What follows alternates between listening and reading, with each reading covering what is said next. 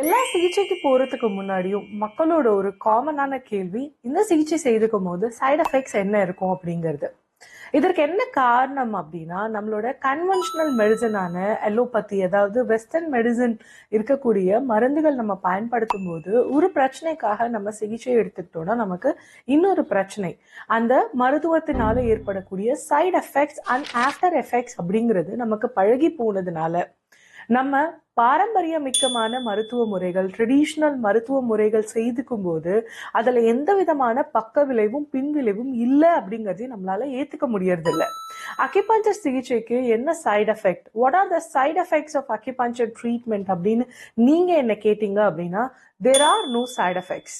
We have only healthy side effects. Healthy side effects என்ன? நீங்க நோயாளியா வந்து சிகிச்சையாளர் கிட்ட சொல்லக்கூடிய அந்த நோய் மட்டும் அல்லாமல் அதற்கு கூடவே அவங்க உடம்புல கோ எக்ஸிஸ்ட் ஆகக்கூடிய மற்ற வியாதிகள்ல இருந்தும் அவங்க ரிலீஃப் பெறதுதான் இதுல கிடைக்கக்கூடிய ஒரு ஹெல்தி சைடு எஃபெக்ட். உதாரணமா, முட்டி வலிக்குதுன்னு மட்டும் சொல்லக்கூடிய ஒரு நோயாளிக்கு முட்டி வலியோட சேர்த்து அவங்களுக்கு இருக்கிற கான்ஸ்டிபேஷனும் குணமாகிறது, அவங்களோட இம்ப்ரூவ்ட் ஸ்லீப், நல்லா இன்னும் தூங்க ஆரம்பிக்கிறது, பசிச்சு சாப்பிட ஆரம்பிக்கிறது போன்ற பாசிட்டிவான ஹெல்தியான சைடு எஃபெக்ட்ஸ் உங்களுக்கு நிச்சயமா கிடைக்கும்.